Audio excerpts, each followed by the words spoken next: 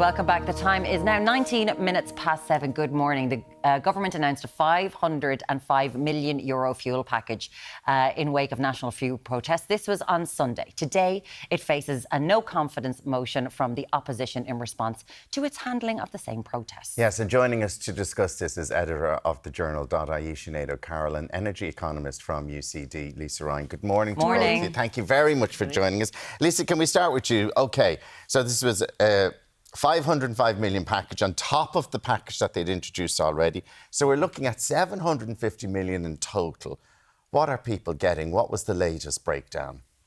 So the latest breakdown had the latest package had a lot more focus on the commercial sector, which, you know, based on the full protest last week, is understandable, because the first package really focused on excise duty and private motorists, and there wasn't as much in it for road hauliers and the agriculture sector.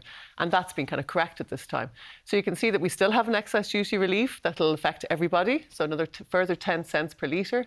But then after that, the road haulage sector is getting a support scheme, like a subsidy scheme, similar to what they say. They haven't given out the details of that, but they say it'll be similar to what they got during the COVID crisis, which means that if you're a smaller company, you'll be getting, if you have less than 5 trucks on the road, you'll be getting about 1,200. That's what they got in COVID, 1,200 a week. And that'll continue for about 8 weeks. You just get a subsidy of €1,200 per a week. Sorry, per truck per week. To run their business. That's right. And if you have more than 5 trucks on the road, then if you have between 6 and 20, you get less. I think it was 700 the last time, and so on. So the larger you are, the less you get per truck on the road. So that's the subsidy the kind of subsidy that they're proposing for the road haulage sector. Okay. So, and also we know that they've deferred the carbon tax that was meant to come into force in May. That's going back until the budget. That's something completely separate, but something certainly a lot of the protesters were up in arms about. In relation to this, we know in this country that there are people who have a paycheck coming in and it's gone before they have it in their hands. There are people doing very badly. The wealth gap we were just looking at, 10% of the households in this country own 50% of the wealth.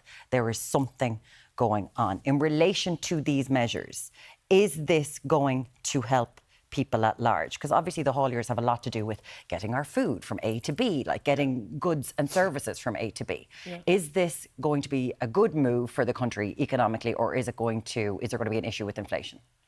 I think this is the right move in terms of focusing on the commercial sector, because as you've mentioned there, that if transport costs, like road transport costs, go up, everything else is affected.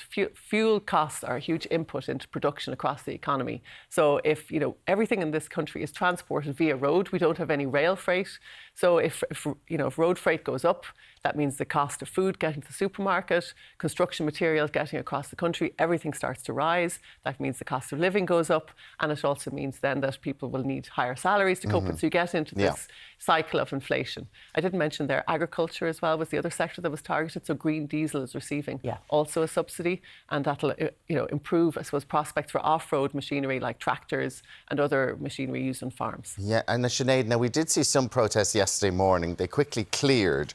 So are the protesters happy with this, or I'm sure there will be more protests outside the Dáil today in government buildings because of this vote of no confidence? Yeah, so the response to it, obviously the protests were cleared, but there wasn't an overwhelming positive response from the protesters and also from opposition parties. There was mention that there could be a national strike yesterday. That didn't play out. It was kind of advertised online by certain groups.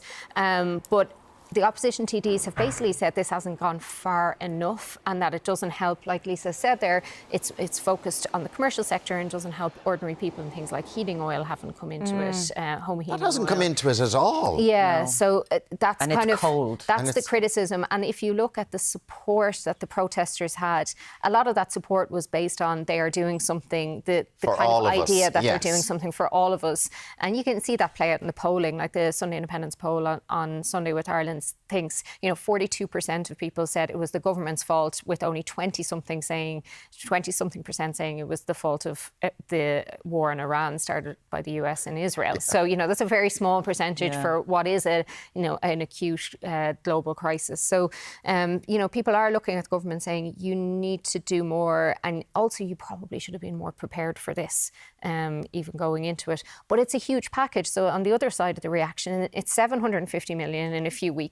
So when you listen to people like Seamus Coffey, who's the head of our financial watchdog, he's saying, okay, it's fine, but it has to be temporary. And we aren't exactly setting precedents all over the place to keep things temporary in this country. So, if the idea that, the carbon tax does have to come back in October and these are rolled back in July, are the government going to be in a position to be able to do that? Because otherwise this package becomes enormous. Totally, and very untargeted. So, like, as Muireann was saying, like, even within the sector, there's some targets in that the smaller businesses are being helped more, but it's not like, COVID payments where you're looking at people's books, or, you're not, if we reduce the cost of fuel at the pump, that's for everybody. And particularly people with two cars, households with two cars or bigger cars, or, What's going to happen with the vote of no confidence in the government that's happening today, coming back after the Easter break, supported by everyone, like Independent Ireland, people before, they're all supporting this vote of no confidence. And you had Dally Healy-Rae on Radio Kerry, who's meant to be supporting the government, kind of saying, well, they should be gone. What's going to happen later on? Yeah, it's not a comfortable position for the Healy-Raes, given that their voting base would usually be the people who were out protesting. But it looks like Dally Healy-Rae, I think, will probably vote against the government. They will table their own motion of confidence, but they do have the numbers. Like, they have they comfortably have the numbers, comfortable numbers. Even if they lose, even if they lose Dally Healy-Rae and Gillian Tools, maybe Barry Heenahan has said that he's talking to his team about it, but he also has a bill going through that he's putting a spotlight on that will, he says, help firm up our electricity supply. So I think he'll probably try and use the spotlight to put a focus on that, which is clever politics. Yeah, but they will pass that today. But Lisa, for the people watching in this morning, when you're hearing these figures of 750 million that the government have done this, for your average person, like you were saying, who has a car, on basic, what do you think what are they going to be saving a week? Well, it's that 10 cents a litre that they'll feel at the pumps, and hopefully that's not when you're listening to those 750 million and you're going to say, okay, I might save €20 a week. Yeah, well, I mean, if you look at what we're getting, the price at the pump, it's actually much less than you see in Germany or France or many other countries at the moment. So the Netherlands is over too. We have been, like, I was in France recently, it was €2.40 on the pumps, same in Germany at the moment. So, it is very high, but we have to keep in perspective that this is a global oil crisis that's happening. Can I just ask you, because Micheál Martin kept saying we're the only country in Europe of doing this type of thing. Are other European countries helping? Yes, they are. I mean, to a better or worse extent to us. We were early in terms of, he's right, in the 23rd of March announcement. That was earlier than many other countries. Right. But since then, others have also reduced their excise duty. And the other one that hasn't been touched here is VAT. And some countries are starting to look at reducing VAT. But there is a European directive against that. So you have to ask for derogation, which we did during COVID. So the question is, maybe will we do that in the future? But as Sinead already said, 750 million is quite a lot for a country our size. And we do need to watch, how we're going with these subsidies and what we're doing exactly. It just feels like the messaging from the government, isn't getting through as to what they're doing. It's not hitting home. But also, people are it's been going on 6 years now of people really feeling it. And we saw there that Ireland's electricity bills were the highest prices in Europe. This is a study from 2024. We ended up being 8th because of interventions from the government. Lisa, you're working within energy and economics. Is this in some way going to speed up our turn to efficient energy, to green energy? Because what's happening with the blockade today with the US? Like, we are at the whim of someone who, was getting a McDonald's delivery to the doorstep of the White House yesterday. Well, I mean, I think you're right in that, and all the focus has been on how can the government help with supply side measures. So it's all been about subsidising supply. But with these high prices and the geopolitical crisis and, volatility that's there, it's very difficult to predict. And what we do need to be doing is really moving away from fossil fuels. Yeah. And you would hope that this is something that will push people to move towards it. It's expensive still to move away from fossil fuels. And so that's where, say, the carbon tax revenue needs to be really targeted at people, all those people with heating oil that are using heating oil. We have 700,000 houses in this country. It's the highest proportionally anywhere in Europe.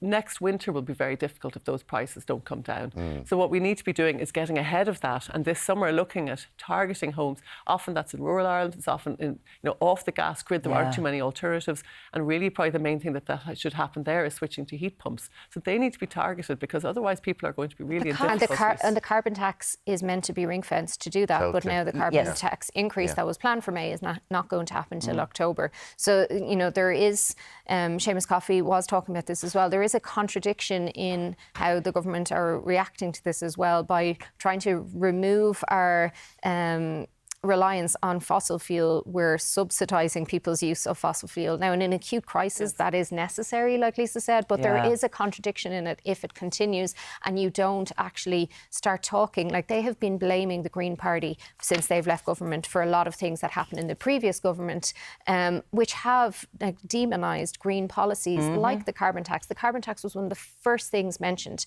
by fuel protesters.